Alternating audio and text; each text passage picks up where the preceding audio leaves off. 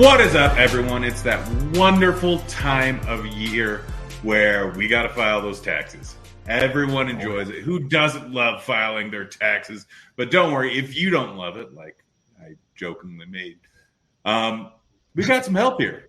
We got someone over at DFS Accounting, Mike Feuerstein, who's going to help us out with some tax questions for DFS, for sports betting, for Reignmakers.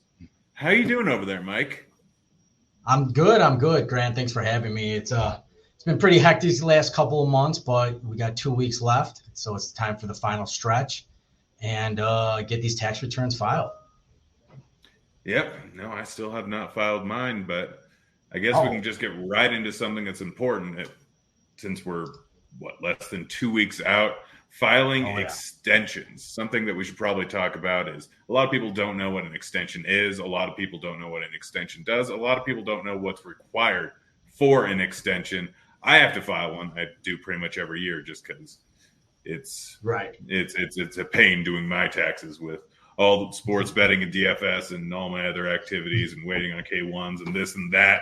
So a lot of people I know have not ever filed an extension. They just assume that you have to file on April 15th. So what is an extension? How do you go about it? When do you need to go about it? And what happens if you don't file an extension? Right, exactly. So, everyone knows that April 15th is the filing deadline. That's what everyone just focuses in on. But say, for instance, life, it's been too hectic. You haven't had time to file your tax returns. You got plenty of stuff, like you were saying, Grant. So you can file an extension. Now, one of the things that people think is that if you file an extension, you could extend to pay, right? If you owe, let's extend it out. But that is not the case. When you file an extension, you're technically just filing an extension to file. And that extended deadline is October 15th, okay? But if you find yourself that you owe or you do owe or you end up owing money, the IRS says that the deadline for that payment is April 15th. So it's just something to be clear. You could extend the filing of your tax return, but if you owe money, you have to pay it on April 15th. Okay. Is there any leeway? Like I can't even remember the rules. I generally just pay over anyways. Right. Is there any leeway on, like, if you, let's say you owe $1,000 by the time you actually file your tax return, but you only paid in an extra $900 on what you thought you were going to owe? Is it just a penalty for that extra $100 in taxes that you owe? Is it going to be interest? Is it going to be penalties? What is it going to be? Right, exactly. So if you can't make the payment, or you did make, like you said, $900, but you actually owed $1,000, so $100 remaining, there is a late payment penalty, and they also tack on interest as well. So the IRS sort of becomes a creditor, right? You owe the IRS money. It's like a loan. So you kind of want to get your tax return done as soon as possible if you're on extension, and make that payment because the juice is running. Yeah. Or if you make that payment, you can always put in a little bit extra if you want to be careful. Make sure you don't get the penalties if it's not a big deal. If you have that money on hand, I mean, that's why I generally do every year. I almost always have a refund or stuff rolling forward. Not saying for everyone, but it's not the worst idea in the world if you want to be overly cautious and make sure you don't get those late fees or those penalties or that collected interest. So, yeah, just something to keep in mind that I always keep in mind. All right. Now that we've got that out of the way, for anyone who's wondering, what do? I can't get my taxes done on time. Let's talk about sports betting, Reignmakers, DFS. What is considered taxable income? Because I know a lot of people, they'll be getting multiple, if they hit a big win, multiple 1099-Gs, and they're like, what's going on? I've lost money, or I made money in DFS, but I didn't make $600. I didn't get a 1099. Like, do I have to pay taxes on that? What is taxable income? Right, exactly. So the taxable income that you're going to get, right, is gambling, any sort of form of gambling income. Right now in this conversation, we're talking about sports betting. So to get down to basics, in sports betting, in the world of gambling, the tax document that's going to be sent to the IRS is a W-2G, right? And you kind of alluded to it, that, the thresholds to have a W-2G file with the IRS is pretty high, meaning you have to hit a 301 bet and have that bet pay out more than $600. So what we're talking about are like 15, 16 leg parlays, right? That has a plus 30,000 odds for you to hit. It's very rare. So what's going to happen is you're not going to have any documents sent to you if you're primarily sports betting. So what the taxpayer needs to do, the individual needs to do, is that you got to keep track of your own records. Now, the operators in the casinos, they do have a win-loss statement that they give you. And so technically, the IRS states that you have to report your worldwide income. So if you were to look at that, annual summary from the casinos and you see that, hey, I actually won $40,000, but you still didn't get a tax document, you should report that on your tax return in this hypothetical situation. Yep. No, I mean, I know I'm a sports bettor, but I'm rarely throwing in those massive parlays. Like, right. I can win something over $600 regularly, but I get no tax forms outside of once or twice for any wins because, it's under 300 to 1 odds or, well, no, it's just under 300 to 1 odds. If it's 300 to 1 odds, chances are I'm betting more than $2 on it. So it'd be over 600 bucks. But yeah, so just because you didn't does not mean that you don't owe money gambling. And just because you've received some 1099 Gs, let's say you've received 50,000 of them because you had a lot of long shots, but you look and you've lost $100,000 during that time. These are big numbers I'm just randomly throwing out there. Right. So this kind of brings us over to the concept of sessions, because in some scenarios that might not be taxable. In some scenarios that could be taxable from my general understanding.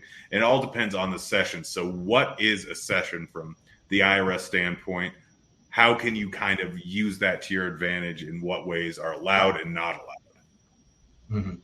So if say for instance you do have gambling, right? You hit a couple big wins or what have you. So the IRS wants you to report your net gross winnings and your net gross losses. I'm sure everyone has heard that, yes, you could deduct your losses, and how you get there is determining your session. So this session was a concept that was created long time ago when you, me, and everyone else would actually physically go to the casino, whether in Jersey or Nevada, right, and place our bets. Or you would go to, the casino and go play blackjack, right? The IRS said, like, listen, we don't want to see every hand you place playing blackjack. So whatever happens in that session, whatever the net result is, that's how we want you to report on your tax return. So you play 300 days out of the year, you have some net win sessions and you have some net loss sessions, and you put them in those columns, your win-loss, and whatever gets grossed up is how you would report on your tax return. So if you had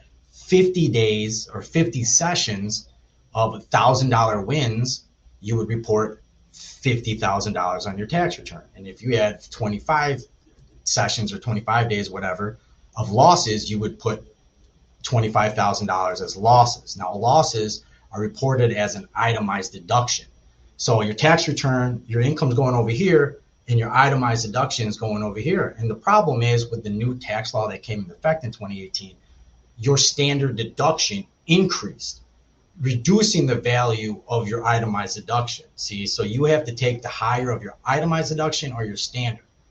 So when your standard, the floor is higher, what happens is theoretically your gambling losses may be limited or reduced, thus paying in more taxes. Do you see how that goes, that fact pattern? So what we're trying to do is this. We're trying to increase your session to, say, an annual session. So instead of reporting $50,000 in income and $25,000 in losses, you're just reporting $25,000 in wins. That's it, which is normal, right? That makes sense. You report your net winnings. Yeah. So I mean, for a general for some people who are automatically itemizing, this sessions may not make a difference. Like guy making millions of dollars who itemize deductions every year, but for a standard guy making 50, 70, 80, 90K a year who are taking the standard deduction every single year instead of the itemized deduction. Let's say you had a whole bunch of different sessions and all your sessions added up to 50K in wins and 20K or 10K in losses. Standard deductions over 10K. So you get absolutely no benefit in that scenario from taking your losses because your itemized deductions are lower than your standard deductions. So yeah, this whole Exactly. concept of a session for a full year, for some people, it may not actually matter, but for the vast majority of people and anyone taking the standard deductions, it Mhm. it almost always matters. So have there been any new Right. laws put in place since 2018 on this subject? I know it's all new in the sports betting realm. Obviously, it's only been around for in most states for about 4 years, 5 years. Mhm. So have there been any new laws put into place for taxing gambling income? Nothing material for at the moment right now. There was a memo that came out for daily fantasy sports that came out in 2020 that sort of, not sort of, but it basically said that IRS is of the opinion that daily fantasy sports is now considered gambling, which I vehemently disagree. And then what that does is that if you are an individual that plays DFS, but you also sports bet, then those two revenue then come together as one, as gambling income. So I get a lot of questions. Hey, can you offset your DFS losses with your gambling wins? And then since then, we've taken the position is yes, you can, because DFS is considered gambling. Aside from that, it's still a gray area out there. I'm sure things are going to be coming down the pipeline right now that more and more taxpayers are going to have gambling income on their tax returns.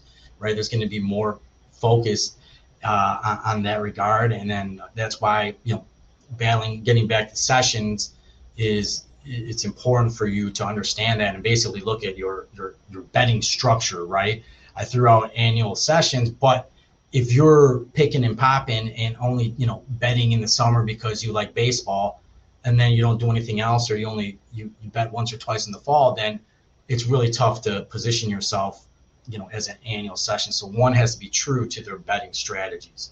But yeah, there hasn't been any clear-cut guidance so far as to how to that the IRS saying, hey, you can do annual sessions or whatnot. It's based on the taxpayer and then presenting them their information to the IRS. Yeah, so that brings up another interesting issue. So, sports betting DFS, according to the IRS, according to that memo at least, it says that they are Right. essentially the same thing. They're essentially both gambling, which, whether you agree with that or not, certain states Right. obviously differ in this opinion. I know certain states have DFS as legally gambling. AGs just went out and said it. I know there was a whole bunch of problems back in 2014 after the Ethan Gate Mhm. thing, and so that's why certain states do not allow DFS because they consider it gambling and they don't allow gambling Right. without a license. I know Nevada's technically that way. So that adds another question to this. Table games, slots, for the Yes. average gambler or for even someone who does it Mhm. for a profession, are those income or losses able to be deducted or Mhm. offset by sports betting losses or gains? Yes, correct. We're of the position that you could offset all that put together. Now you bring up a good point, and we got regards to the tail games and slots, right? So now I'm seeing in my sports betting, I got sports betting, DFS, and the casinos right up there. And I want to warn everybody out there is that the W-2G, right, the gambling tax form that gets sent to the IRS, the threshold is now a lot lower than it is with sports betting. So if you're sitting there with the, you're playing online slots and you get a pull and you hit over $1,200, that payout $1,200, you're going to get a W-2G, and you're going to have to report that to the IRS. And so the whole goal is that we want to mitigate how much gets reported to the IRS, because that allows the taxpayer to present their tax situation accordingly, you know. And so just be careful out there when you're playing the casino games, is that if you do hit a slot, then you're going to have to get a W-2G and report on your tax return. But yeah, any losses will be able to offset your DFS income and your income from sports betting. All right. Yeah, and just something I saw the other day. I don't know if it's actually going to go through, but I think they're raising that amount to 3,600, at least I think in the state of Okay. Nevada, which All is right. That's the only good. place where I actually play slots. So I, Oh, I, I tend to stay away from big payouts of $1,200 just because it's not worth my time. Like yeah, dealing with a exactly. 1099. But I mean, to each their own, and I mean, it's just a little bit more work if you're doing things right, if you have the right sessions, all these things.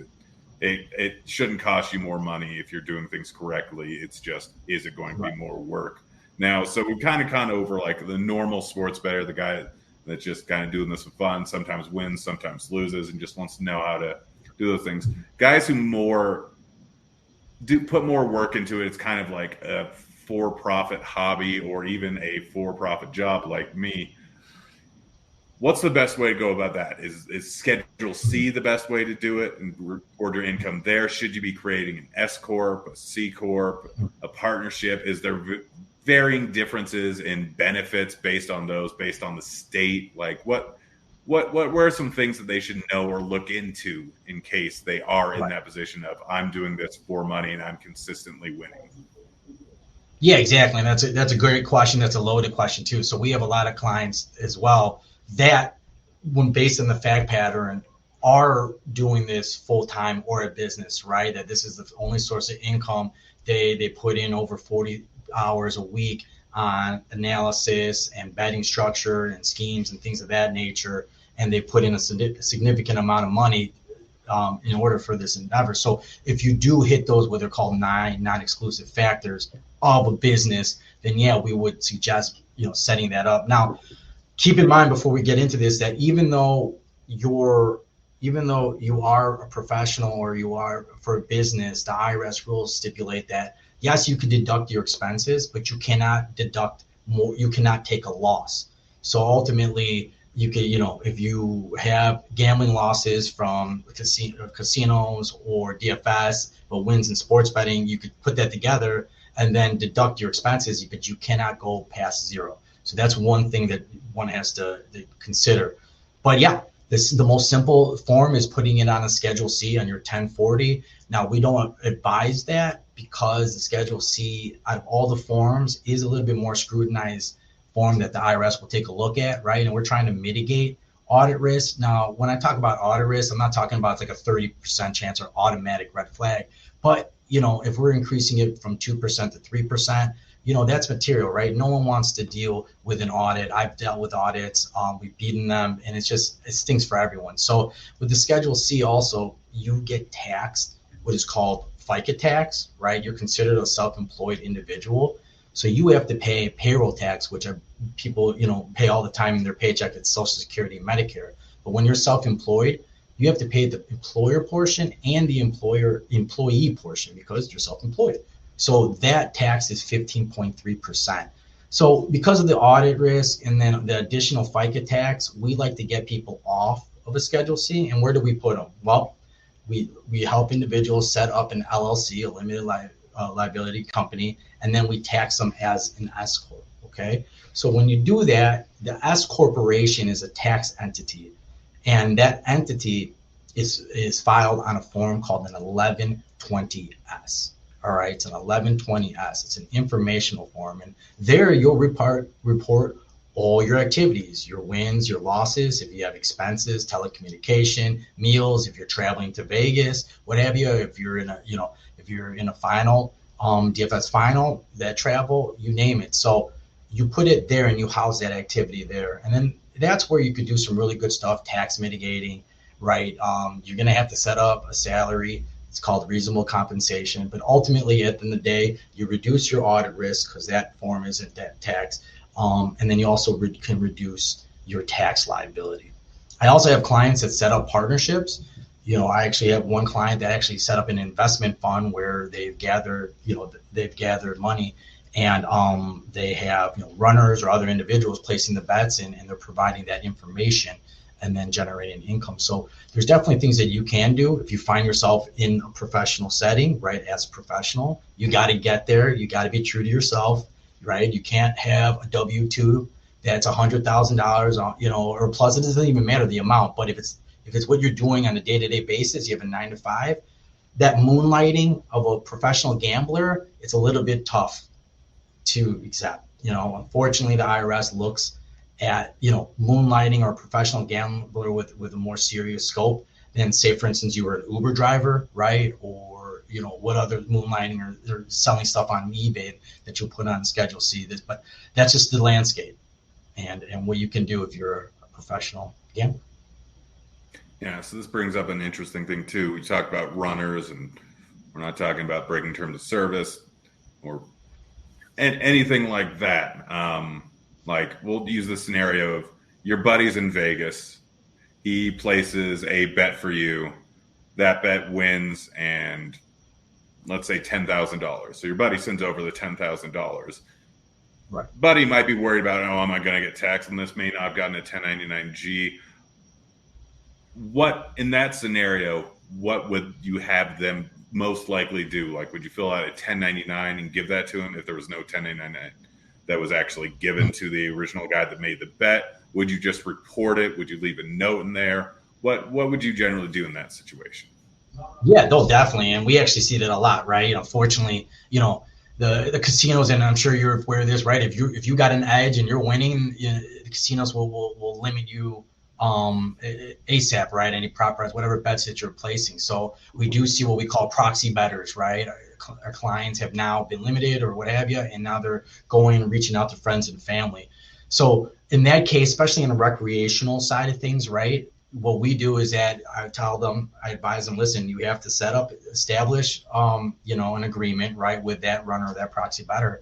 And ultimately, at the end of the day, that activity is on that runner's social security number, right? Hypothetically, whether there's a W-2G or not, he earned it under his social. So what we do is we advise the client that pay the increase in tax off of that income that the runner had earned. So in your situation, if you had someone go to Nevada or what have you, and they place a bet and they win $10,000, well, they'll move the money over. It's under 17K. It's a gift, but they'll move it over. No questions asked. But on the runner side, he would report that $10,000 as gambling income.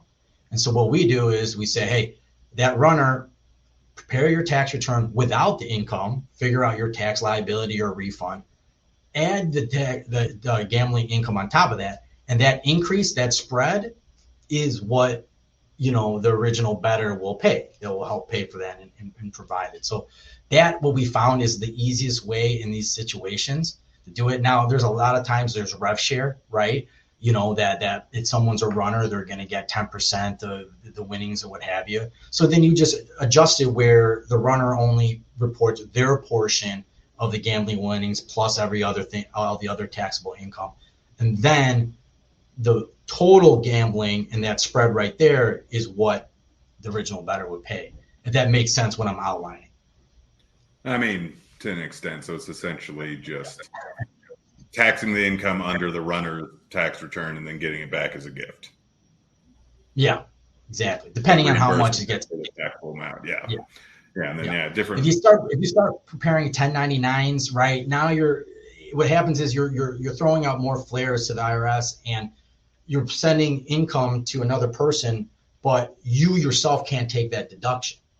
That's the problem. If you said that, hey, 50,000 was his, you can't take that deduction. There's no place to put it unless you're a professional gambler or what have you. Yeah. So that makes sense there. One last thing that we should probably get into that maybe not a ton of people are doing, but is incredibly complex right now, has brought up all sorts of questions over the last 2 years or so, is Reignmakers DFS. Like, obviously using NFTs to play DFS, and there's valuations of NFTs and all sorts of different taxable issues that come in potential 1099s. You can be in a situation where, oh, I didn't make money on this, but I'm getting taxed on the value of these NFTs. So what are some situations that you've run into? What are some situations that you think people need to watch out for? And what are some things they can do to kind of know if they should be playing Reignmakers, if the tax liability is potentially going to be more of a problem than the actual income coming in? Right. Yeah, exactly. And if you're good at it, then that's great, but at least know this information. So what I found, and I've had a couple clients this past tax season really get hit too, is that you have to understand with Reignmakers and NFTs, it's a two-part transaction, okay? First, you're buying the cards, which are NFTs. So think of that as you're buying stock, okay? In the tax world, they're taxed the same way. So you buy the NFTs, and then you use them, the player cards, to then build up your roster and then play DFS. But what happens is you pay money for that NFT, but that cost gets moved to the side as what's called a capital cost. It's as if you own stock. So what people are getting blindsided is that they win $50,000, let's say in DFS, right? In Reignmakers using NFT, and they get a 10, but they paid $25,000 for these NFTs, and then all of a sudden they get a 1099 miscellaneous for 50,000. They don't have it net to 25. If you were playing regular DFS and you have your entry fees and you pay 25,000 in entry fees, but you won 50, the net that's going to happen on your 1099 is going to be reported $25,000. So what people are seeing is that they have to report the full amount of their DFS winnings because there's no entry fees, and the costs that they pay for the NFTs are over here.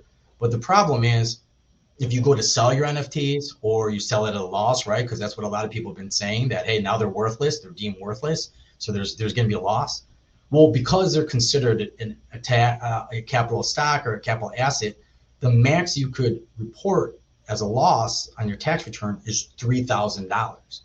So if you were to sell all your NFTs and you had a loss of $25,000 and you had no other stock transactions or mutual funds, it's just the NFTs, the max you could write off in a given year is $3,000. And then the other 22 gets carried forward. So you find yourself paying more taxes than you originally imagined. And that's the pitfall of Reignmakers and playing that. Is there a way to increase that $3,000 threshold, like running it through an LLC?